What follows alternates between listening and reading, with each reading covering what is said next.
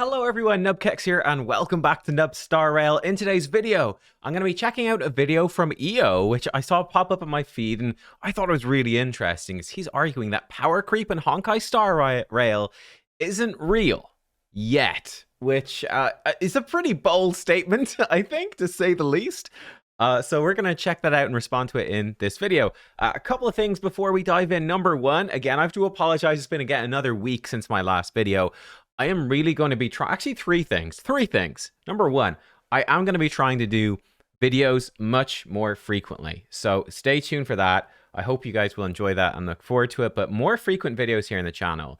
Number two, tying in with that, well, actually, number two, part of the reason is that you guys know my main game I cover is Raid Shadow Legends, and I work for hellhades.com, right? The biggest website, one of the biggest websites in gaming and the biggest website for that game. We are considering covering starting to cover something we've not done before. These sort of, anime style games, right? Gotcha games for the anime side. Raid is obviously a more, medieval, dark fantasy, Western type of game. And the other games like Dragonair, they cover as well, like that too. We're thinking of covering Honkai, maybe Zenless Zone Zero, maybe Genshin. So those things are on the cards. So I kind of want to develop my own Honkai channel, keep building it because of that, very much so. Then number three is Zenless Zone Zero is out in 2 days. I am definitely going to be playing it. Number one, because we might cover it for the website. But number two, I'm also just interested in the game. Like, you guys can tell, Honkai has won me over very much so. I played Genshin for like a couple of hours, like years ago, and it didn't do it for me. I was like, this isn't grabbing me. But Honkai instantly clicked. I mean, HSR, I should say, more accurately, seeing as there's a bunch of Honkai games. But yeah, I'm going to try out Zenless Zone Zero. Should I do it here on this channel, or should I make another channel for that? I'm not sure what to do. I feel like this channel is more dedicated to Honkai Star Rail. Obviously, the viewership will overlap a good bit. This channel's definitely been lower in videos than I want, but yeah, we'll see. So I'm thinking about all these things. Let me know in the comments what you would like to see, because that's the stuff I'm thinking about. Anyway, all that sort of housekeeping out of the way, let's dive in and let's check out EO's video. Let's do it. This is a bold argument. Let's go. There's a lot of talk going around the Honkai Star Rail community that HSR is entering power creep. Yes. Whether that be from the light cones, the characters, the new characters coming out, and any future characters coming out for that matter, or simply in-game mode and max rewards cannot be completed. I don't even know how to introduce myself. Bad take EO. I have EO takes, quote unquote. I'm here to tell you guys why power creep is basically a lie and it doesn't exist. But saying it that way sounds a little hard. I respect it. I think this is a crazy argument. I good luck to him, but I respect going for it. You know what? And there's huge value in that as well. Of like, I've seen this across lots of different games, right? There is the canon, right? This is, like you're living in medieval Europe, and the church says that this is what you got to do, and everyone in your village says this is what you got to believe, this is what you got to do. There's a ton of value in being like, well, actually, let's look at the evidence and let's come up with a different argument. Let's go. Renaissance man EO coming in with us. I like it. Harsh. So let me explain. But on a real note, HSR is becoming what we all knew it was going to become, which is have this character or you lose. And it kind of sucks. It's a shame, but it really is getting to that issue where have this character for this game mode or you lose. Or that's a bold one. Wait, what's he gonna say? Let's finish it. You don't get max rewards, right? It's still not done. Irritating. Happens if you release 2 characters every patch. Is what it is. Yeah, I think that Tectone, he's hitting on a point. I don't think he's fully right. If you don't have these characters, you lose or don't get max rewards. That's not quite true. Like I definitely think there are multiple team comps that can work very well in certain things. But like I think if you look at Apocalyptic Shadows right now, like it's really tough. Like if you are not pulling and building new break characters, like you're definitely in a rough spot. Like if you don't have Ron May, like you're playing Apocalyptic Shadows on hard mode. Like if you do not do the Ron May Imaginary Trailblazer thing, that Imaginary Trailblazer is a free character. It's not so bad, but they're new. If you're not doing that, like we saw, hang on, let me get it up. We saw that when we looked at, we checked out like the top teams in the game. for this mode. It was in my last video, actually, a week ago. I still can't believe it was a week ago. Hang on. But if I bring my video over here and we make this full screen, right, and we check this out, if I actually skip on ahead in this video, when we were looking at, right, where is it? Where's the team section? Yeah, okay, so here we go. So these are the teams without eidolons, and like the top teams, you know, like if you do not have Ron May, yeah, you're in a tough spot. Again, you need to be getting 3,300 points to get through. Like there's relatively few teams without her that can do it. And then if you exclude Acheron, like man, if you leave out Ron May and Acheron, like how are you getting a full clear on one side? It's almost impossible. You can do it just about with Zila hyper carry, but that's it. And also follow-up team can do it. Sorry, I missed that one as well. The pure follow-up team, again, that's 4 limited characters. That's it. Ron May, Acheron. There's two teams that can do it. It's very limited. So yeah, it's a fair point. It's something that this game does is it designs modes, but it also designs benefits for the modes that really cater towards the new characters, right? Like, yeah, I mean, like Jade's gonna come out. Guess what? There's almost definitely gonna be a pure fiction that's gonna cater to Jade. Like that's just what you would expect, right?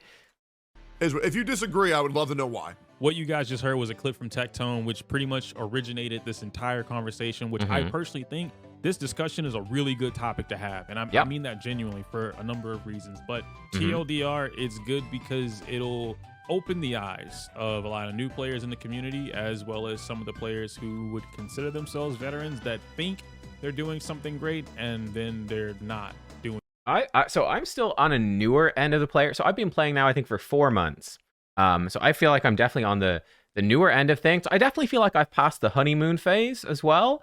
I'm getting to the point now where I'm progressing on this end game content. Like we've cleared a few of the stuff, or have we cleared? I think we did clear. We're beating the top stages, but like we did Apocalyptic Shadow right for the first time, and we smashed. We got 3,400 points on side 2 with our follow-up team.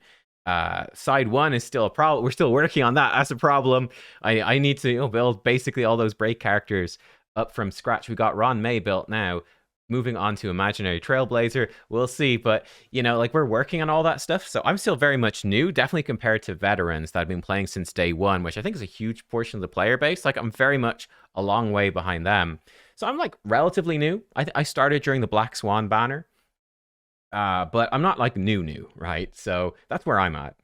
Doing something great. And I have examples for that. I want to break this down into a couple of categories. A couple being maybe like 4, 5. Pretty sure it's 5. Those categories being technically a couple is 2, but we'll let you away with it. You're doing like several. Free to play / low spending casuals. This one actually came from Tectone. I'd be low spending. I don't know if I'd say casual. I'm more low spending, fairly hardcore. Low spend. I'm also considering as well with, trying to be more hardcore and focused on giving the best guides possible, the best information possible in the game. Obviously, I'm not on the test server and probably won't be for a long, long time. But, it's something I'm considering. Is it worth spending more? Especially because I am a newer account trying to cover the game. Like, I'm so far behind in terms of the characters I have, the gear I have. Like, is it worth whaling out more? What do you guys want to see from me? Like, do you want to see me whale out more, get more characters, get more gear, and show you more guides? Or is it more valuable to have that sort of newer player, lower spend? I'd be sort of low spend. Maybe you'd even call it mid spend. I get the battle pass and the whatever, the jet card. I don't know, the Jade card for the 30-day thingy. I get those. I did buy a few Jades as well for Topaz because I really wanted her. I think we bought the $30 pack. So maybe that's more mid spend, honestly. Like as soon as you start buying the Oneric crystal packs, you're probably mid spend, but that's where I'm at anyway. But yeah, should I spend more? I think maybe I should, because it's hard to write guides or get a grip of characters and you don't have them. And like I would love to be in the spot where my account is equal to like a free-to-play player from day 1. Like that would be a dream for me, but it still feels like I'm so far behind just in terms of the Trailblaze power deficit, and just everything. Anyway. Community's blatant problems Gotta add an S after The downside, by the way, for me spending is that I don't want to make the game too easy. And I think that's a danger. I saw MTash actually saying about that he was like, Apocalyptic Shadow came out. I don't even think he spent that much in the game. I don't know. I don't think he'd spent that much.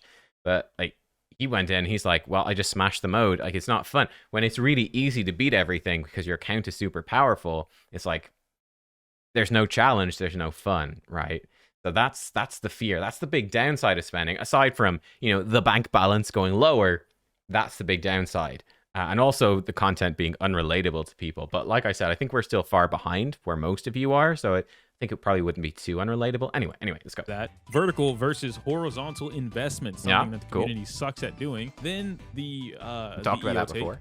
Power creep isn't real. And then lastly, I'm going to wrap all this together in some examples of practicing exactly what I preach. So without further ado, let's kick this off. We're going to start with free-to-play / low-spending casuals, which, to be fair, this might sound a little aggressive, but I don't mean it that way. I'm a it's like the most calm. It's like, hey, you know, I'm just explaining. I'm super chill. Doesn't sound aggressive at all. I love it. I'm a nice guy. I'm not. Anytime someone says they're a nice guy, dude, they're not a nice guy. Just yeah, off rip. Yeah, true. You know, that's absolutely true. I mean, like, I try on my channels to be nice and positive as much as possible, but like, I mean, have some sense, guys, as well. Like, you know, you gotta take. You can't believe anyone on the internet. You can't trust anyone. Unfortunately, you don't really know people, especially like, I don't know. You gotta, you know, always have that pinch of salt. Like, you know, like Bob Ross. God, Bob Ross seemed amazing, but I mean, then again, you heard like Bob Ross, he probably had a bit of a temper. I mean, that was sort of a thing. It's about making that conscious decision, right? He was an army sergeant. He's like, he had a big temper, and then he decided he wanted to try be better. And it's like, yeah, I don't know. Never meet your heroes at the same time. Anyway, back to the topic. Casual players should expect casual results. There is no if, and, or buts about that one statement. Putting in casual work gets you casual results. Obviously, there's going to be that one outlier that says something along the lines of, well, actually, I've played the game for 1 hour a day, every day. I have pulled every single character on the first 10 pull, by the way, and they're E6, all of them. I actually have every single light cone in the game, and I can clear anything on auto. Day one, free to play, by the way. And to that I say, fuck. But on a serious note, ignoring that, there is no feasible reason anyone should be thinking, if I put in the least amount of effort, I deserve the maximum amount of rewards for everything in the game. That's fair. Honkai, it's not the hardest game in the world. You know, like, I think you could be pretty casual. Like, you could be a skilled casual player, you know. Like, yeah, like you can play for like just an hour a day. Like, the dailies are pretty quick to get done. You can work through the story and stuff. You know, I think you could easily play for an hour a day and be pretty casual, not really spend, and build amazing teams and do really well. I do take the point though that, you know, there is skill in the game, right? Choosing what to pull, where to put your Trailblazer energy, which teams to build, what characters to focus on, the team synergies. For each of the different game modes and the sort of the whatever the niche is that it's building towards, and the buffs are building towards each Apocalyptic Shadow, each MOC, each Pure Fiction. There is a skill with that for sure. So yeah, okay. It's literally just greed and FOMO combined in one. From that point, we can actually move on to the free-to-play audience, which I will separate from the low spenders just for a moment. The concepts of what I'm about to speak on are about the same. I mean, that's fair, because it's a totally different thing, right? If you are, again, I can already tell you from myself on my own account, spending money, it gives you more pulls. It gives you a lot more freedom to get more characters, which is a huge thing, to potentially get Lycons. I think I've lost 5 50/50s in a row now. So, like, I haven't even dreamt of getting a Lycon yet. Like, I'm still struggling to just get the characters I want. But yeah, I mean, look, even getting that battle pass, like, it makes it so much easier to build characters, right? It does. It's a lot of resources. The daily, you know, the daily Jade thing, again, that adds up. It really does add up over time. There's a big difference between even a low spend and free to play, and then a big difference between a low spend, a mid spend, and a whale. Like, there is. Spenders have money to fix their mistakes. Yes. As a free to play, it is 100% up to you on whether or not you can progress through in-game or not in HSR. Some things are not your fault, like losing a 50/50 But it Oh. is your fault when you Oh, lose that Bailu. 50-50 because you were building pity on a banner you didn't need. As a free-to-play, your resources are the most important thing in the game. Most of you that are vocal about this, at the very least, are also vocal about how you either A, don't know what to do, so you're just doing anything, or B, don't care about meta and you pull for what you want. These are what we call waifu hunters. Now, for as many times that I've said this, Honkai Star Rail is not Genshin Impact. How many times do I need to repeat? I've not played Genshin, so I don't know what this reference is. I mean, I've heard that Genshin is super easy. But yeah, like, you know, I think there's an element where you can build for the types of teams you want. And that's something definitely for like a free to play or a low spender. Like if you try to build every single team, like you cannot do that, especially free to play. Like there's no way. You have to pick a couple of teams and try to focus in, or you should. If you want to do well in the game, that's what you should do. Obviously enough, yeah, if you're just picking up the characters that you like only, you're going to make things harder for you. I mean, like I picked up Jing Yuan instead of Acheron. Is that a good idea in terms of meta? No, but I liked the character a lot more. I didn't really like Acheron, so I was like, yeah, I'll go for it. So yeah, I mean, like, but I knew going into it that this is not the meta decision. That's obvious. It's been a little bit more punishing than I expected, actually, though, because even though there's been like lightning weakness all over the place since Acheron's release, really because of her. But like so many of the blessings and stuff like just don't work for Jing Yuan, at least not very well. Like for instance, let's say again, Apocalyptic Shadow comes out, side 1, lightning weakness, but guess what? It's like there's no good buff for Jing Yuan, but there's a massive ultimate buff for Acheron, which is really strong for her because she's all about the ultimate. Jing Yuan can use it, but it's nowhere near as good for him because yeah, the ultimate is probably like what? For Acheron, the ultimate's for like 75, 80% of her damage. For Jing Yuan, it's probably like, I don't know, 25% of his damage or something. Like it's kind of rough, like, you know? So like that has been something that struck me is that Acheron was run right after Jing Yuan. They were back to back, but like the modes that have been in the game, even though they're having lightning weakness, have been really, really, really beneficial for Acheron and Acheron teams, and not at all beneficial for the Jing Yuan teams.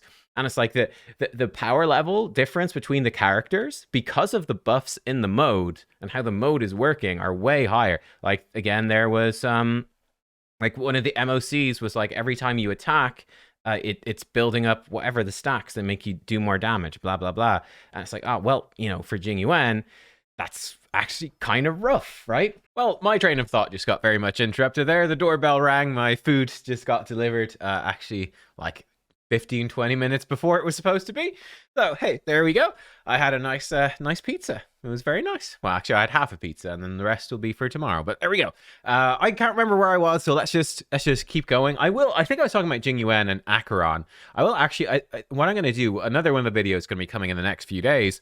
I'm actually going to give you guys like a retrospective on each of the banners I went for, each of the banners I skipped in my 4 months now of playing the game, and talking about, you know, hindsight's 2020, how I feel about each of them, what has gone well, what hasn't, etc. But anyway, let's dive back to the video. Even when Zenless comes out, Zenless Zone Zero is not Genshin Impact. Some of the thought processes, the mentality that we have from Genshin Impact have bled their way into other gacha game communities. And I promise you, it's only Genshin Impact that those things are normal. Other gacha games, it's not normal. Interesting. I mean, for me, again, like I said, I don't have much insight into Genshin, but for me, coming from Raid Shadow Legends, it's actually something that's very different, extremely different between Raid and Honkai Star Rail. Very different. In Raid, there is obviously power creep as well. It's like every gacha game, there's power creep, right? It's, you know, new units are slightly better than older ones, and it's sort of constant to keep you interested in the new units and to give you incentive to pull for them. Funny enough, we've actually been joking, me and another content creator, Eherbad, calling like this year in Raid specifically. Raid's been out for like 5 years or more, maybe. But this last year has been a power surge, not a power creep, because my goodness, like units now characters are so much more powerful, and the gear is so much better, and like the stat boosts you can get, all the sort of the systems, like it's a sort of power surge. It's crazy. But in Raid, yes, there's new characters coming out constantly, but it's not like Honkai where it's like two characters. It's kind of like one character a month ish, maybe one to two characters a month. In Raid, it's more typically like 5+ characters a month. Like there's a lot more, a lot more. And in Raid, because there's so many characters, new game modes certainly can build on new things, but they do not do anything like what Honkai does, where it will be like, here's Firefly and Boot Hill and Ron May. Oh, look, here's this new mode with a whole bunch of super breaks. Oh, look, here's the new super break Imaginary Trailblazer. Bam, here's a super break mode, or whatever. Like, oh, here's Acheron. Oh, hey, you just got Acheron. Well, here's a bunch of lightning weaknesses in the end game mode. Like Honkai is very much focused on like individual units, and the modes that they release very, very, very much cater towards again, like it's nice, not fully, right? Like for example, in Apocalyptic Shadow, you can choose a thing that works with follow-up attacks, or you can choose a buff that works with your dot teams. There's variety, but it really very much incentivizes and caters to the brand new shiny unit. You pull the brand new shiny unit, there is going to be a mode or multiple modes perhaps that will specifically be catered towards them. That is not something that happens in Raid at all. Yes, there's power creep, but it's way more general, and new modes do come out, but they're not designed for specific characters, where they very much are. Like like the Apocalyptic Shadow is clearly very much catering to the brand new Imaginary Trailblazer, Boot Hill, Firefly, Ron May. Like those characters stand out, and even then 4-star characters like Shui Yi is the reward for clearing one of the difficulties. Side 1 of this Apocalyptic Shadow, very, it's quantum weakness. It works really well with break. Really caters to Shui Yi, right? Even to 4 stars. Very specific. Showed us this in the first month of all the creators getting to MOC for their very first time, that this was not that type of game. Now I've preached to the heavens about why light cones are important and how beneficial they are. Not even just signature light cones. And a loud number of you continue to be adamant about not doing it. You don't want to pull on the light cone banner. You don't want to get light cones. You don't want to go out of your way to do whatever it is. You just want characters. And I go over this further in the next segment, but you guys have an addiction and you do not want the cure. Where'd my light go? A number of players just want to collect. Now that's interesting. Ooh. Is not wanting to pull for light cones that wrong? Like, honestly, here, I gotta push back on this, because honestly, what is more fun? I get, like, in terms of fun, right? Set aside how the game works for a second, right? What is more fun, getting an entire new character or getting a light cone? There's certainly an element of fun, for sure. Some people might really enjoy getting, like, just a single character as powerful as they can. I think, certainly for me, and probably for a lot of people, just getting more characters is sort of the whole thing of the game, right? It's sort of the whole gist. But getting new characters is super exciting. And, pulling for light cones means giving up on pulling for more characters. Like, it's a choice you have to make. I'm not a big fan of the limited light cone thing. I mean, they even make the light cone banner more enticing by having it be a 75-25 instead of a 50-50, But if the game is designed around, signature light cones being mandatory, I think that's pretty bad, because it makes it less engaging. It's like, okay, well, if I want to have fun and like build up different teams, I can only build like half as many because I need their signature light cones as well. It's just not engaging. It just feels like it's something. I think even the light cones in general feel like it's just designed to make you spend more money, Like, you can make a really fun free-to-play game, right? If this was a single-player game, there was no gacha aspect to it at all, right? Just the character would be the character, like, and full stop, end of story. You wouldn't have eidolons. You wouldn't have signature light cones. They just were, or you'd be able to get them easily, right? I think the light cone thing exists as a way to make them money, because it's a big upgrade to a character, and with the 75-25, it's appealing, but I don't know, like, as trying to look at this as an objective consumer point of view, I'm not a massive fan of the light cone system. I think it's fine, and it can be fun to max out a character like that. It's fine if it's more optional, but I don't like the idea of them being mandatory. It's just like an extra tax to have your character be at their required potential to clear content. Like that's absurd. So I don't like that. Like waifus if that's how it is. Or husbandos, and that part's cool. Stop complaining about how you can't. And by the way, I don't think that's how it. Like for instance, again to make it clear, I got 3,400 points. I'm very proud of that. we got more points than we needed for side 2 of this first Apocalyptic Shadow. It was using a very exclusive team. It's the follow-up team, right? With like Ratio, Topaz, Aventurine, Robin. I did that all E0, S0, and not even the best gear. So I don't think that you do need the signature light cones or anything now. And I think that's a good place to be. Now that team is very powerful. Like you miss out on Ratio. You miss out on some of his follow-ups because you don't have enough debuffs and stuff like that. But like it still works plenty well enough for it to be super viable. And I think that would be true for MOC or anything as well. Like I don't think you need those signatures. And that's one of the teams where it's kind of like, I remember when I was researching it, that a lot of stuff I was seeing was saying, well, that team's not even worth building unless you have E1, S1 Topaz, because you need those debuffs for Ratio. And that's just not true. So yeah, I think the game is fine with the light cone stuff, but I'm just saying, if it were to be designed that you needed them, it sort of seemed like he was saying, like, you should be pulling for light cones. I think that for a lot of people makes the game objectively less fun, and that's bad. Put Welt on the team with the Imagine Dragon and then clear content. Some of you still don't understand how to play the game, let alone build a team, and you insist that the game is easy to just click left skill here, do this skill here, and then do ultimate when button go flash. For the last 4 patches, I've proven multiple times how the enemies were getting stealth buff, metas were shifting, and the game was quickly moving away from just hyper carry team comps. I gave solid advice on what to do to prepare, even if you already weren't. And those of you who listened are always telling me how I drastically helped your account. Thank you for that. The rest of you who could just not fathom that I knew what I was talking about started the whole bad take EO nonsense. But to round this category off, low spenders. You guys sounds like I honestly, it does sound like he's got a bit of a chip on his shoulder, a little bit. Like he's bothered by comments. Unfortunately, that's the way YouTube is. Like it sucks. That's how being online is. You're gonna get a lot of haters, a lot of people that just like you could say that the most benign, nicest thing in the world, and like people are gonna come and like if you're big enough, like people are gonna come and just shit all over you for no real reason. Some people just take a dislike to you. Some people just hate everything. I've seen plenty of that in my YouTube career. That like just people that like every content creator, everybody sucks. I hate everybody. What is wrong with all these people? And it's like, well, you know, if everybody sucks, like maybe the problem is you. You know, like just say it. You hate everyone.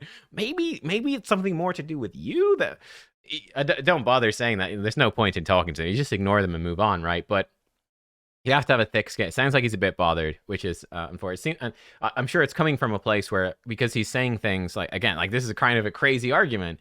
Like he's having those sort of out there opinions that, yeah, you can get people like really dunk on you for that. Again, if you do not follow the code, again, if you do not, you know, go to mass every Sunday and like, you know, bless yourself, etc., and you are a bad person, right? You have to do the accepted thing. You have to toe the party line, and there's a large group of people out there that will go for you if you break. It's just how the human society developed, and it's just genetically coded in. People like to enforce rules and norms, basically, to make society. Anyway, but let's get too much off the point. Beyond just not knowing what you're doing. You're not investing properly, or you have horribly bad luck like me, which leads me into my next subject, the community's blatant problem. Wait, it's like either you suck or you're just unlucky like me. That's funny. That is, I love that. I love it. Everyone, your measure of success, you know, you're either unlucky. I'm unlucky. You guys suck, but I'm unlucky. Problem. You got an add an S. For months, you guys have been lied to, and it's become worse for new players who entered the game in version 2.0. Earlier this year, I released a video explaining how HSR was becoming more akin to Genshin Impact in regards to team building, where it would be more about the physical archetype / team comp and less about putting 3 harmonies on one team than buffing 1 DPS. Now, a loud amount of the community has been telling players that hypercarry is the best way to play the game. I mean, like you know, if you put Ron May and Harmony Trailblazer together, I mean, you can run a Firefly, you can run a Boot Hill, you can run a Shu Shang, you can run a Shui Yi, you can run a Dr. Ratio, a Himiko. I don't fully agree with what he's saying there. I mean, like, there you go. You just stick those two Harmony together and ta-da! It's preferably with Gallagher, of course. But ta-da, you've got yourself a super break team right there. That, you know, with any almost any DPS that has some synergy with breaking, and somewhat at least fits the color requirements, the element requirements of the difficulty, you're good, right? And most of the time, the only way you should play the game, due to supports being easy to build, quote unquote, and shared amongst teams. That is a primary reason you see so many claims about if you don't have X character, you cannot do ABC. Players don't even know their. I do think that's the supports. That is true about the supports. They are more universal, right? Again, like this is the perfect example. Like, who is the better? If you are a new player, and you can only get one of Ron May or Firefly, which is better? I think Ron May is the one that you go for first, because Firefly only really works in this comp. Like, there is, again, in this top team comps, there is no other composition with Firefly. The only team that she's working with, though it is the best one, is with Ron May, Gallagher, and Harmony Trailblazer. But look at Ron May. Ron May's working with a lot of stuff. So yeah, the Harmonies are, the supports, I should say, are more versatile, more flexible. DPS, it's just how the game is designed as well. Like, because DPS are the ones usually attacking. You've got elemental coverage to consider, resistances to consider as well. DPS are more flashy and exciting. They want to sell. It's really designed to sell more DPS, that you would pull more DPS, you'd have more use for them. I feel like that's an intentional aspect of the game design, right? I think it makes sense from their marketing, from their sales perspective as well. Their 4-star options, or how to build whatever team archetype they want, simply because there is a lack of research and misinformation shoved down their throat the moment they turn on the game. Whoa. I started a brand new free-to-play account just before version 2.0 arrived in order to fully take on the free-to-play experience. By the end of 2.1, I was able to fully complete both an Acheron team and an IPC emergency team with one signature light cone for Acheron. At that time, I completed MOC up to 12, as well as Pure Fiction. Very similar to me. I wonder, how does he have Silverwolf? Wait, what? So I started with Silverwolf rerun then? He's got a Silverwolf right there. That's interesting. I don't know when Silverwolf was rerun, but for Acheron, like, cause I started again in Black Swan's banner, so that was maybe 2. I think it was 2.0. I think I did start in 2. He said he started before, but you know, there certainly was no Silverwolf. Silverwolf's really good for Acheron. And then I think Palo is on her banner. That's sick, though. Sorry, go back a sec. I got distracted by the Silverwolf. At that time, I completed MOC up to 12, as well as Pure Fiction. Max rewards before putting a pause on the account due to Wuthering Waves coming out. Now, for me... Oh, fair enough. That's super impressive. Again, like, I'm at a similar spot as well now in the game. But, like, it does just take time, right? It just takes time to build up the traces, to build up the gear. It sounds like he's actually a bit further ahead than me. He was max rewarding the stuff. I'm sure Acheron helped with that. Like, if I picked Acheron over Jing Yuan, if I had the maybe that would have been easier for sure. But it's still really impressive. It was a good challenge, but still doable with good investment. Mind you, I lost 3 50/50s during the entire process, preventing me from getting anybody else's signature light cones. My point is that I've practiced what I've preached just to make sure I wasn't telling y'all some bullshit that you couldn't achieve. Gacha players have an addiction to pulling the new shiny toy instead of making... I will say, like, there's a bit of an advantage there coming in, like, as an established player. Number one, you know more about the game. That's fair enough. I think number two, you know, doing a challenge like that, you are just pulling the stuff that will enable you to complete the challenge as well. Like, that's definitely part of it, right?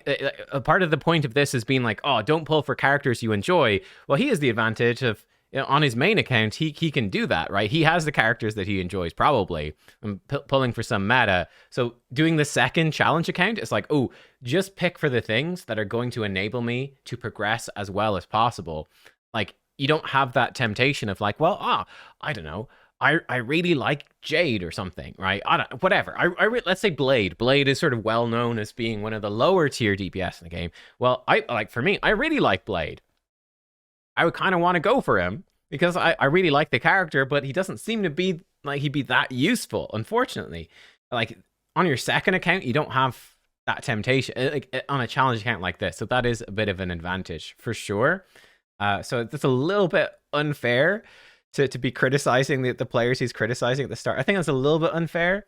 And also the point of like, you know, you need specific characters to clear the stuff. Like he's got the Acheron, you know, like Acheron is surely what I'd say, like Acheron and Ron May and probably Firefly would be the three right now that are really standing out.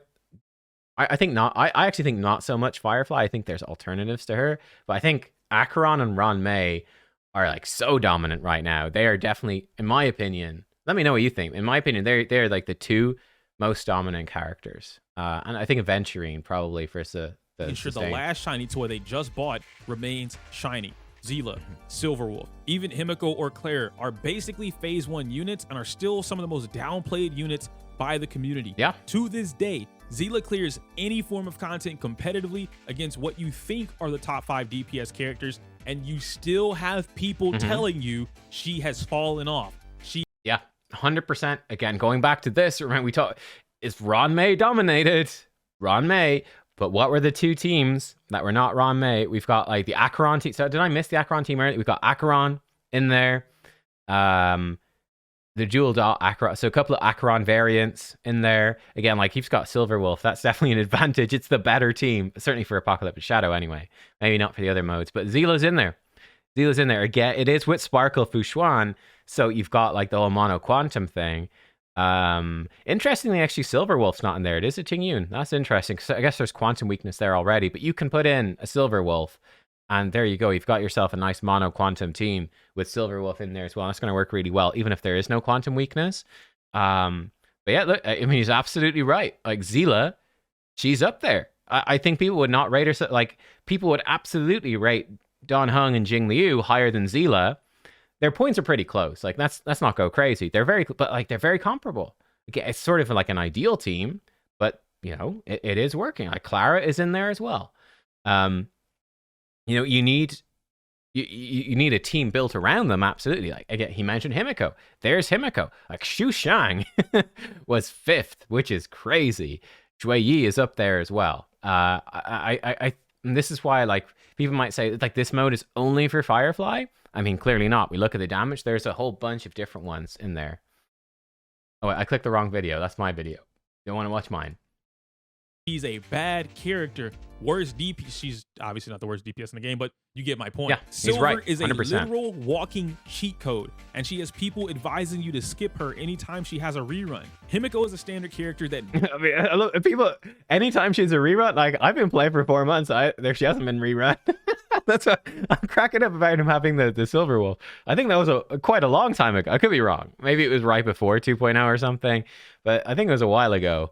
And so like she's due a rerun pretty soon, so it's probably about 6 months. I did a video on that. I can't remember it now. But yeah, I mean we'll see. But that's funny. But I mean, yeah, I think Silverwolf is really good, right? Definitely for Apocalyptic Shadow. I think she's seen a resurgence as well of being really nice for that mode, and she will be really nice for implanting weaknesses, all the debuffs she can break well. She's cool. She's cool for sure. I do think that Silverwolf is maybe. I believe that for Light Cone, there's a bit of a problem where there was an event Light Cone. Like there's the free event Light Cone for Robin, which is really powerful for her. But there was like before the tutorial starts or something, which are people that are playing back at the start, and that Light Cone's like not available anymore. So I think Light Cone could be a little bit more limited with Silverwolf if you were to get her today, for instance. I mean, like I will say as well, like you know, going back, you might not be building Silverwolf type teams, so. Would I recommend someone to definitely pull Silverwolf when she comes back? No, probably not. I think if you're building Mono Quantum, yeah, 100%. If you're building Acheron, yeah, 100% Silverwolf for sure.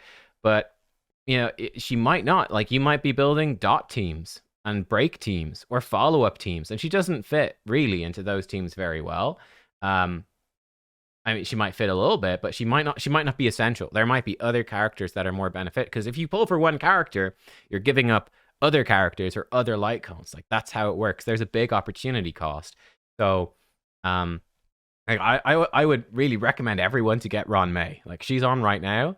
I was sort of thinking before Ron May's banner, I wouldn't pull for her, but after putting more research into it, I think you really, really want Ron May. Like she opens up break teams and dot teams. She is super, super powerful. you know, um, especially the break teams. Like break seems like it's going to be a big thing. So you got traditional break, like Boot Hill, where it's just the break itself does big damage. And then you've got super break teams, which is you hit them when they're broken and it's doing super break. You've got two different variants of break teams, and Ron May is insane for both of them. Now, there might be more alternative. I think it's very likely there could be like a hyper carry, like a Bronya type character that does like action advance and maybe break effect, break efficiency, right? You could have a hyper carry type thing in the future, but right now Ron May is so massive. Like I'd say you definitely go for her. I wouldn't say the same for Silverwolf. Like I'd be putting Ron May a couple of points above Silverwolf, absolutely, for sure, because she's so strong everywhere. Many of you have lost a 50-52, yet less than 5% of the player base know how to play the character properly and understand her role. Meanwhile, she fits in now 3 distinct team roles, stomps on 2 in-game modes consistently, and the current MOC for free. Most of the excuses here aren't that you don't have something, it's that you don't want to use it, and for that, we get into vertical. Yeah, I think he does have a really good point, though. Like, when you don't like a team or you don't like a character, it becomes very easy to dunk on them. Or again, if a character is like 1% weaker, and you see this in lots of other games, if a character is, you know, instead of a 10 out of 10 for a game mode, if they are a 9 out of 10, you know, a lot of people will look at that and be like, they're completely useless, right? If they are 1 pip lower than another character, they might as well have 0 pips. They might as well be totally garbage. Rubbish character, no use whatsoever. I think that's the point that he's making, and that's absolutely true. People tend to be too harsh on something that is slightly less good. Definitely. Versus horizontal investment, which is honestly really easy to explain. TLDR, both of these should be utilized throughout your account, but not at the same time. Earlier, I mentioned how players just make really poor investments like hypercarry everything or only deal pickle. And while those are typically bad decisions, they do have... I think the hypercarry's been kind of shitty recently. Definitely. Like, we'll talk about this more in like my Sparkle, when I'm talking about Sparkle, but like I got a Sparkle, right? There's not been a, you know, there's been hypercarries, but it's been like Boot Hill, and it's been Firefly and Acheron. Now, Acheron does work with Sparkle, but she needs E2. That's certainly not anything I'm ever close to getting towards. You know, but like, there's been very few hypercarry and very few like hypercarry beneficial game modes at the moment, like specific, again, like the specific MOCs and the specific pure fictions. There's been very little that it has been beneficial towards hypercarries.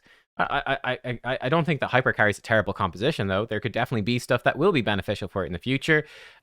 Stuff that could really improve. Like, I think with poor old Dan Hung and Bible de Lune, I think he's still... I think he can run the imaginary set, and I think he even runs the basic musketeer set as well. Like, you could totally see a specialist set for him in the future. You could see a 5-star Ting Yun coming in, and suddenly hypercarry Dan Hung really, really shoot up. Like, that could totally happen. Like, where is he? There he is. Okay, so actually is being run in this one with Ron May and with Sparkle. But, like, you could see more specific things for that.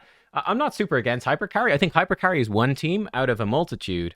And like I said, yeah, it's an interesting question of like, how many team types do you build? It's why I say Ron May is so powerful, because Ron May, by herself, with the free character of Imaginary Trailblazer, and then Gallagher is a 4-star, it's not unreasonable to get him up either. And there you go. You've got an insane break team built just from that one character, and she can then transfer. She's good for every game mode. She is good as well for dot team. She's really good for any team. Like, she is just so flexible. It's kind of busted, but like, she opens up break teams with 4-star DPS just like that. Again, Ron May, bam, throw her in with your Joie. Cool, great. You just got 3,400 points potentially in Apocalyptic set with good builds and stuff. Oh, sorry, that's right. Wrong thing. Aha, let's go back. Some benefits through vertical investment. Vertical investment means you build onto a set team or archetype, which is perfect for MOC. Any of it, doesn't matter. This is what allows many players, free to play or spenders, to brute force content. And you're probably going to hear that term a lot, or you've already seen that term get used a lot. Characters like Dill Pickle, Jing Liu, even Acheron, all have some form of brute forcing their way through things. I mean, Acheron is definitely the prime example of brute force right now, where, yeah, she's lightning, but I mean, she, number one, ignores weakness type when she's toughness breaking with her ultimate, which is most of what she does. And then she also has resistance penetration built into it. So even if you run her against a non-lightning weak enemy, she's still going to do really good damage. Like, she's still going to brute force pretty darn well. Like, Acheron, definitely, she stands out much like Ron May. Whereas, you know, Don Hung and Baiba Lune, you know, if they're not imaginary weak, he's a lot weaker. Acheron is kind of insane because of that. Same thing with Fire. Now, Firefly, I think not as much. Firefly implants fire weakness, which is really strong, I think, particularly because of Gallagher, right? I think that makes Firefly kind of insane, that she enables Gallagher to break them as well. Like, that's nuts. But Firefly, I think, will struggle more. I don't believe Firefly has any resistance penetration in her kit. So if you go up against an enemy that isn't fire weak, and I believe in Apocalyptic Shadow in particular, that some of the enemies have like a ton of resistance, right, to elements they're not weak against. And that's something that could increase in the future.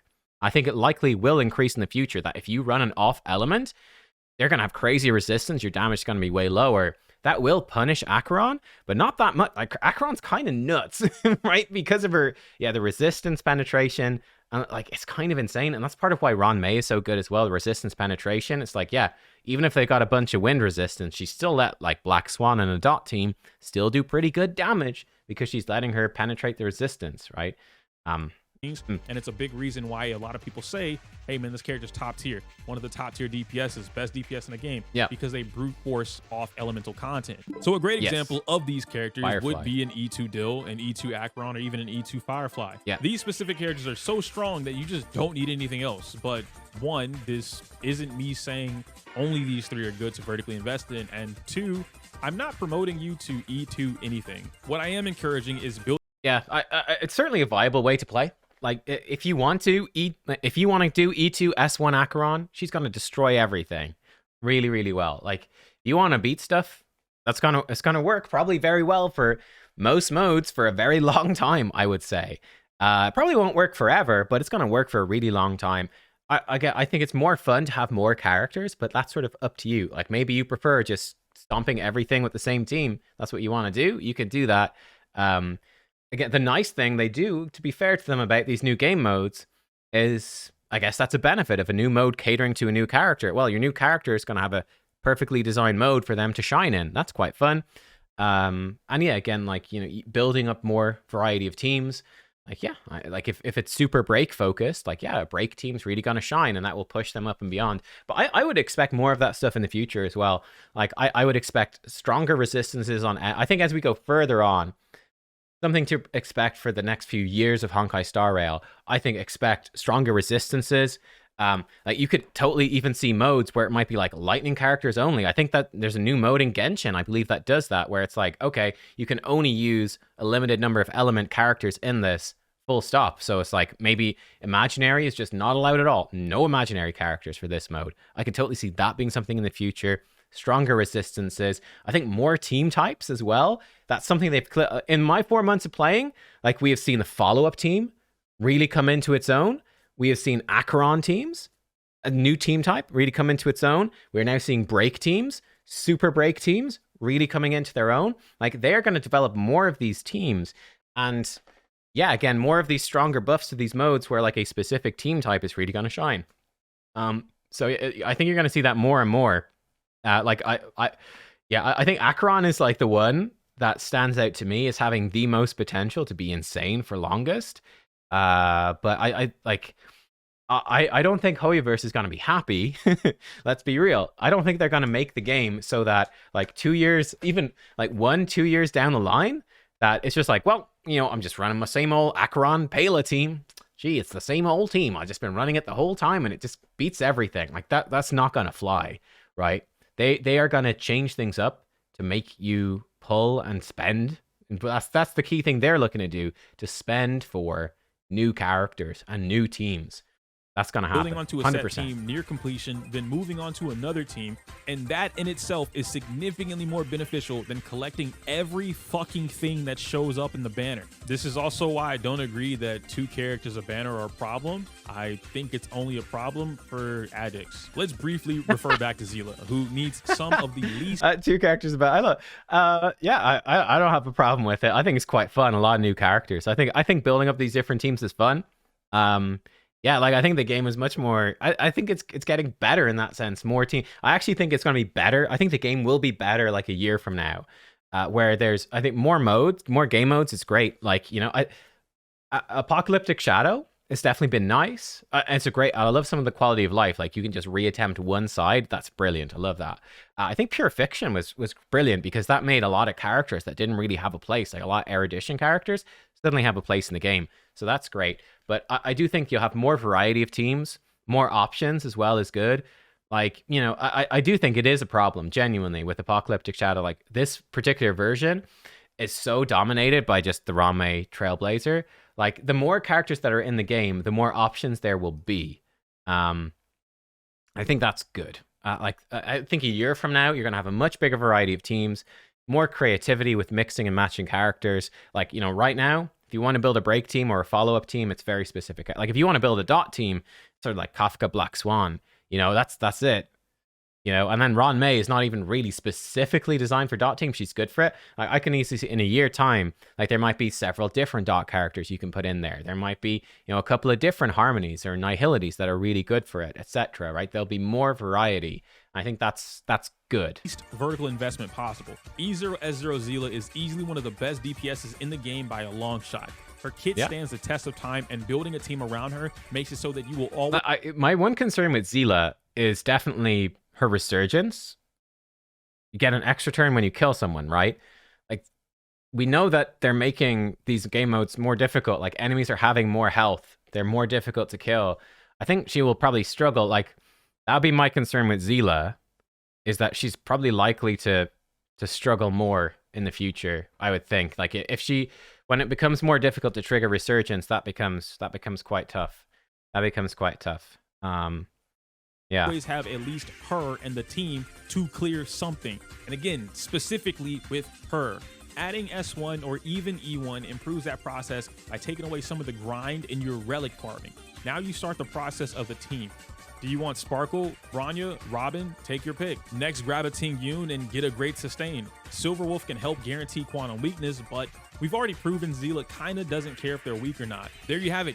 Again, I don't think that's something either that's gonna last. Like I said, I don't think that you're gonna be smashing again like in a few months from now, for because again, Zila I think is due. She's been the longest character without a rerun. Let's say Zila comes back now, like I would not be confident in saying like, okay, if you pull Zila now, you are gonna smash all non-quantum weak bosses and enemies into the especially without Silverwolf. I think with Silverwolf, yeah, you're probably good. But without Silverwolf, I would not be confident in saying that. Let me know if I'm wrong, but I would not be confident in saying Zila is going to destroy non-quantum weak enemies and enemies with tons of quantum resistance. I don't think so. Like, I do not think so. Like, yeah, I think you go into Apocalyptic Shadow without quantum weakness. I think she falls off. I think she falls off real hard. Like, if they come in with like 60% quantum resist, yeah, good luck. That's what I think. We'll see, but you're done. Now, once this team is complete, instead of adding another fucking DPS that's going to share the exact same units, a smart player would build an entirely new archetype to begin their horizontal investment. DOT, Break, Acheron, Freeze, whatever it is. Your job, for your own account, is to figure out what the best course of action is to hit as many targets as possible for as long as possible. You do not have to pull every character, signature light cone, or farm the perfect relics. You just need to make smarter investments with the time you choose to give the game. And finally, just pull just pull Acheron and brute force. I feel like there's sort of mixed messaging here. It's like, you know, you can't just brute force everything, but you know, you could just get Acheron. Like, I don't know, man. EO take of today's video. Power creep is not real, and I mean that with my whole ass chest. Power creep, real power creep, that's a game like Fire Emblem Heroes where they quite literally release one character 1 month and then the very next character replaces them plus someone else entirely. When a character becomes completely unusable, when an entire game mode becomes unclearable based off this character, when this entire team archetype is just straight up irrelevant, that's when we have actual power creep in the game. Honkai Star. That is not what power creep is, though. Like, I mentioned this earlier on. We were like joking again with the content creator about Raid about us calling something power surge, right?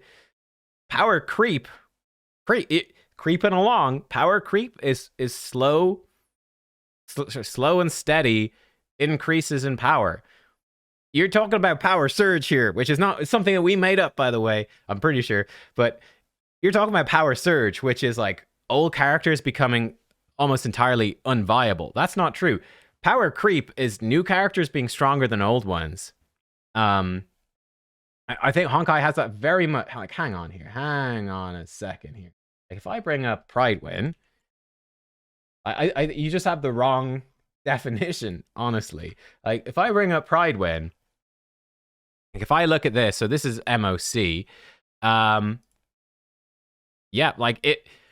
Like if you look at this, this could almost be. This could almost be the order, almost, of the release dates of the characters. Like Acheron, the most recent. Now, Dan Heng and Jing Liu, they're a little bit older, to be fair, but Dr. Raciel maybe came a bit after them, so that's a bit, but like, again, Clara, Zila, Jing Yuan, Blade, yeah, okay, older characters, yeah, okay, cool. We look at the specialists, you know, like Firefly, the newest, okay, Black Swan's pretty recent, Boot Hill, he's very recent too. Now, Kafka, she's an old one, she's crept up there. Topat, yeah, okay, older. Like, if we look at the Harmony, the amplifiers, excuse me, Ron May, again, she's a slightly older one. She's really still, like, she's ahead of Sparkle and Robin that came after her, and Imaginary Trailblazer, but, like, again, and then, like, we come Bronya and Silverwolf, older, yeah. What about the Sustains? Oh, yeah, Aventurine, like, Gallagher, for goodness sake. Gallagher is ahead of Locha. It's a 4-star, is now considered better than a 5-star. This is one, like, so, I mean, come on, like, there is obviously power creep. Come on. Like, that's ridiculous. Pure Fiction is a bit different. Like, Pure Fiction's a little different, like, because Herta and Himiko have really dominated. But again, Acheron up there ahead of the others. This is a bit different because it is so AoE focused. So, like, Dr. Ratio really falls off. So that's not quite accurate over here. But even so, like, Sustains, it's very similar. Apocalyptic Shadow, again, is pretty similar. Like, look at tiers there. Like, Acheron, she's pretty new. Boot Hill, yep. Firefly, yep. Ron May, somewhat new. Imaginary Trailblazer, yep. Very new. Aventurine, yep. Gallagher, yep. Okay. These are not old characters. Dr. Ratio. Silverwolf's pretty old, sure. Even Fu Xuan's been a little bit older. But yeah, I mean, like, Himiko, okay, Himiko's in there. So it's not a strong, like, a hard rule, but this is what I mean by power creep. It's like slow, yeah. New characters just being slightly better. And it's something that's done intentionally because, you know, if new characters suck, well, then there's no excitement. There's no excitement to get the new characters. People aren't excited. The excitement comes from new characters being ever so slightly better and doing something really cool and being badass and awesome. So you want to get them and pull them and build them, and it feels satisfying. So it is built into the game. But I mean, like, come on, like, tier 0 is like almost entirely new characters. Again, that one, Ron May stands out as being ahead of Sparkle. Like, that's the one that stands. The others are all brand new. Like, these are all in the last few patches. So that's what power creep is. Power creep is not old characters becoming non-viable and irrelevant. That's not the case. Power creep is newer characters being slightly better. And like, I will guarantee you right now, we come back to this a year from now, we are not going to be sitting here with these same characters at the top and the new characters being down like tier 2 or tier 3. That's not going to happen. I guarantee it will not. Maybe a couple will be. Maybe there's some that won't be so good, but the majority of the characters are going to be coming in here near the top, right? Or in here. Like, they're going to be really good. Like, maybe some of them, like Jade, for instance, is the next character coming out. I think she's going to be top of pure. She's going to be tier 0, I think, is a damage dealer for Pure Fiction. Probably. Maybe she's going to be near the top anyway. She probably won't be very high for Apocalyptic Shadow Memory of Chaos. She'll be more niche. But, you know, like, you get what I'm saying, right? You guys get it. I think that's obvious. Sorrow making the game more in your face about building archetypes is not power creep. In fact, I think it's a really good way at getting you to explore more of the game's mechanics. I agree with that. Like, it can be a little bit annoying, perhaps. Like, I will say I do find Apocalyptic Shadow a little bit annoying. Like, I get that you got Imaginary Trailblazer for free, but like, as a new player that doesn't, you know, I'm still building the characters that I already have, right? There's so much for me to do. I also get, as he said at the start, you know, it's kind of silly. I do take that point. It is silly to be like, oh, I should be able to beat this new content maxed out. That's kind of silly. But it is sort of one of those things where it's like, man, it's so designed for the new character. Like, break is such a big thing. And like, that's been the current banners and Boot Hill from last month. It's like, the current banners are what's big now. Obviously, players have been playing for longer and had Ron May from before, and if that builds up, and they've, you know, that's a whole different story, of course. So like, that's not a problem. But yeah, look, I do think he is right. They're really emphasizing building these different archetypes of teams. That's something that I think is only going to grow in the future. Like I said, we've already seen Break, Super Break. Super Break's a brand new team, like Follow Up really growing. All these specific team comps have been growing. That's something that is going to keep happening. There is nothing in the game currently that requires you to have X string of characters or you cannot clear it. Now, I do believe there are must pulls, 3 to be exact, but by no means does it equal you can't clear something. Shocker. Yeah, shocker. Without them. These are my must pull decisions and what I believe are must pulls because what I value in the game. And those must pulls being justified because they create an easy way out for the lacking players. I'll list them, but I'm not going to go over them in this video because it's already long enough. I'm going to release a whole separate video explaining later on my reasonings, but the characters being Ron May, Silverwolf, and Acheron or Firefly. Those are interesting. I would definitely say Ron May and Acheron are, again, in terms of must pulls, I would like highly recommend them. Like, I don't know if I didn't do Acheron. I'm not sure if I'll pull her next time, honestly, because I just don't like her much as a character. Like, she's okay, but she's not wowing me, right? Like, I don't have as much fun. Like, I've obviously used her with supports and stuff in the game, or just like the farming stuff. Just not that exciting to me. It's fine. So I don't know if I'll go for her because I value the fun more. And like, I have to accept it. Some of the bosses that she's really good for, it's going to be a bit tougher. It might be tougher to find a different team. I would highly recommend Ron May, though. Like, I do feel like, as the game is right now, that she is the #1 character, I think, right now. And I think Acheron is a close second. I think the others are a good bit further behind. Like, I think Firefly is obviously insane. I think that Firefly and Boot Hill are quite similar, really, in terms of their performance in like Apocalyptic Shadow. But I think Firefly has the advantage right now of probably being better for Pure Fiction. I've not seen much of her in Pure Fiction, but I think she's probably better there. But I think specifically her combo with Gallagher, being able to implant the fire weakness for Gallagher right now is the thing that pushes her above and beyond for me. I do believe that her and Boot Hill are like really neck and neck in terms of the, like, even here, yeah, you can see the Firefly is a bit ahead, but they're not far off, right? They're not far off. But yeah, like, if there is no fire weakness, like Gallagher benefits more from Firefly. So I think right now she's stronger. The only characters in the game I consider a must pull currently. The latter meaning you can pick your poison since both aren't needed. You just need one. At this point, if you've made it to the end of the video or if you just skipped here, I've got a multitude of examples that I want to show off. All of this sprang from the tweet that I made using a video quote from Techie about Honkai Star Rail. Shortly after that, Texhome wanted to make sure that I was considering his stance on the issue was from the largest demographic of players. Those players being free-to-play or low-spending casuals who do not have Giga Sweat relics and...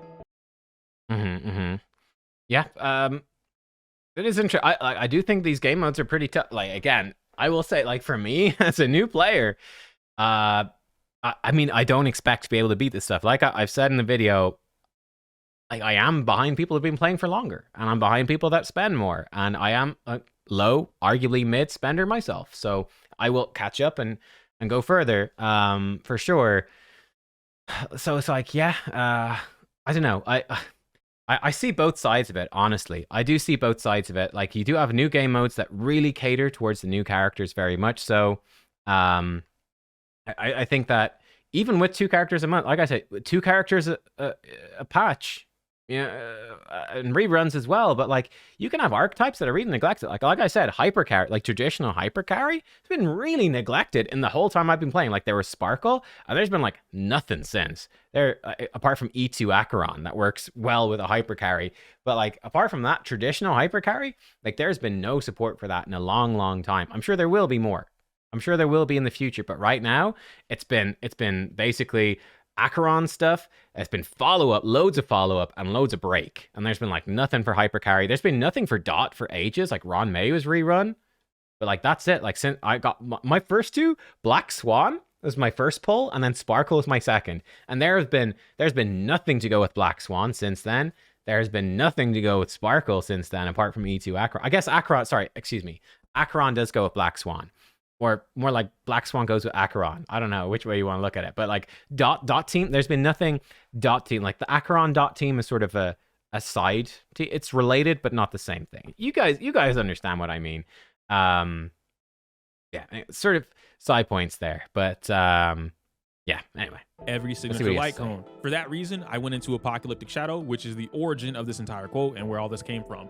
And following his criteria, as well as some even more strict ones, I took on the challenge. I limited myself to only 2 limited banner characters per team, or what could be available to a majority of free-to-play players. Only 1 signature light cone per team, and at most 1 Eidolon, regardless of it being limited or standard. Though all I'm well, playing from day one, maybe. I can tell you for me, like you guys know, I've been following my channel. Like for me, 4-month player, I certainly have not come anywhere close. And this is just building. This is, in my opinion, playing the account relatively well. Like pulling Jing Yuan over Acheron is really the only questionable decision, right? In terms of playing meta. Apart from that, I played quite meta. Like I built the full follow-up team and it's smashing it, yeah. But I certainly don't have any signature light cones or eidolons. But again, that's for me as a 4-month player. Like for someone that's been playing the whole time, that's going to be different.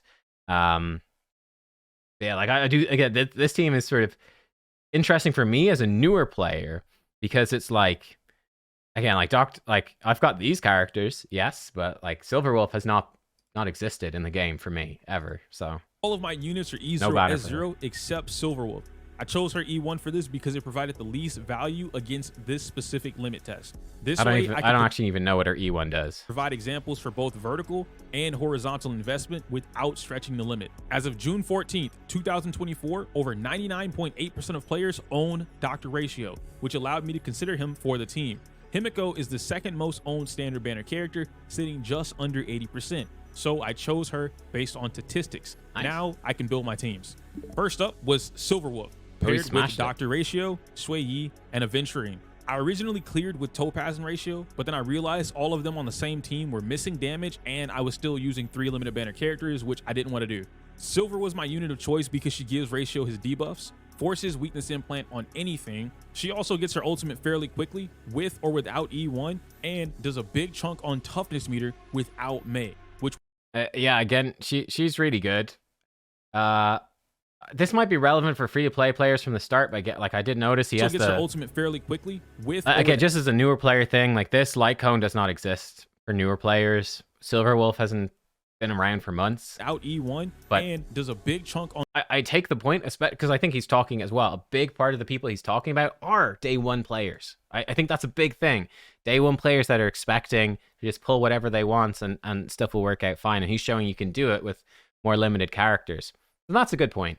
On toughness meter. Yeah, just having good relics, developing your account, building the characters you have smart, and putting together like a good team without Mei, which was crucial to what I was getting at, or rather the thing that I was proving with this particular team. After that, I picked up Sui Yi instead of a Harmony buffer because most buffers in this mode are just ass. You gain nothing from buffing damage when the enemy has almost 100% resistance plus elemental lockout mechanics if you take too long. I needed a strong sustain. And that's a cool. Okay, that's cool. Yeah, so don't bring in harmonies, which are so powerful everywhere else, right? Harmony Star Rail, but no, they're not that good in this mode, apart from Ronmei and Imaginary Trailblazer, which are obviously the best.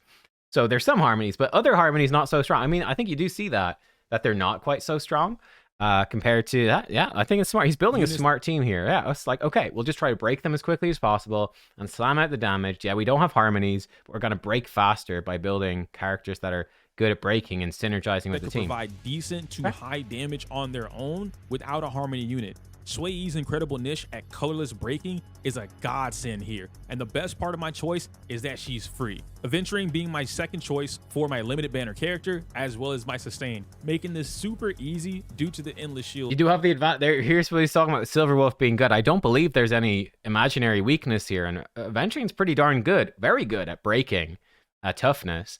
So imaginary implant is actually gonna be very helpful And to get it more allowed out. me to focus on beating down weaknesses as fast as possible. And same for Dr. Throughout all of this, there was another Racio. team that I tried and found some success with using Zila. Yeah, like I think Silverwolf is essential for this team. It's it's cool. Again, it's his point that Silverwolf is the cheat code, isn't it? I'm pretty sure I could be wrong. I don't think there's imaginary Under the same weakness. I exact think it's condition- lightning, fire, quantum. of this limit test, I used this team, and while I did clear it, I didn't clear it in a timely fashion. Maybe physical? Due to Bailu not remember. having any form of cleanse. On paper, the team still worked, but because Bailu just allowed everyone to get frozen or imprisoned, it made it that much longer. Yeah, Like, I yeah. didn't die. I've done this with Bailu too, and it does suck, right? The CC just wrecks your face. But I need Aventurine for side 2 to Because max she's, that like, out. goated at Tricky. healing, but she also allowed my team to pretty much get CC'd at least 60 times. And I wasn't going to show that off. Now, once I got used to the run, it became smooth enough for me to recreate multiple times. Sway and Zila worked amazingly together, and Silverwolf made it so that I could force resurgence triggers whenever I wanted, or flat out interrupt Japard before getting his shields off, which is a big part of the game. Coco wasn't even the biggest problem either. It was him. For the next side, I mean, one thing there, I mean, he's smashed. He's done a great score, but to be fair, that's not enough. That's not enough for max rewards, right? I'm pretty sure you need 3,300 per side for max rewards. Like, that's a basic score. That's much better than my score. Much better. Again, I did my video for my first attempt here at the mode, but that's not max rewards. For the next side, I knew I was going to have fun with this one. Ruan Mei, Gallagher, Himiko. Maybe he gets such a big score here that it brings it up. I mean, I could be wrong as well. That it's. Harmony I'm pretty sure you need the 6,000. I really wanted to show off Hybrid Himiko, and boy, did she do work. Her Robot Jones talent flat out wiped the shields with ease, and because of HMC, whenever they were broken, she hit. But I don't have a Himiko, man. Like, Himiko's my most wanted. If I don't have her by the time I get my 300 pulls, I'm going for a Himiko. Himiko's insane. I think she's the most useful. I think she's the best. I'll probably do a video on this. I think Himiko's the best standard banner character. I think she is. I think Bronya is best in slot for certain teams, but I think almost every account wants Himiko for pure fiction at least. And she's really good with Break now. She's really good for some of these other modes, some of these MOCs and Apocalyptic Shadows, some of these she's really good against some of the bosses, like the 3 marionette dudes, whatever, robot dudes, really good against them. She is very strong, but she's really good for Apocalyptic Shadow. Oh, look, he got this maxed out. I just got this light cone myself. I haven't fully ranked it up, and I don't have any Hurtabons because I just did the destruction light cone. For like 50k a tick. No, it's only S1. Mei was chosen because nice. Well, because Mei, I really shouldn't have to explain why. Ron May, because you use Ron May because, you know, Tectone has a little bit of a point there, to be fair. You know, certain characters, you know, make it a lot easier, right? Pick Mei. If I did need a reason, it's because she's currently on the banner, and I wanted another reason to show people why she's practically my choice for the #1 must pull if it existed. But that doesn't mean you need her. I even fact-checked this by using Asta instead of Ruan Mei. Now, if you notice, my Himiko barely has over 100% break effect. Mei gave her a big boost, helped delay enemies to stay broken for longer, and even put in her own stacks of damage by breaking the ice shield. For my sustain, Gallagher is just that guy. There's zero reason none of you shouldn't be building him. He is quite literally the best free healer in the game, and his Eidolons only make him more busted. Gallagher plus Himiko alone was enough to smash through Argenti's shields, which is why I said earlier I really didn't need Mei. And that's why I'm like, I could have just added another Harmony unit like Asta or Robin, but why would I do that when the Break team is one of the most perfect comps currently in the game? Not even because of the damage output. It's just good. All of them are very synergistic.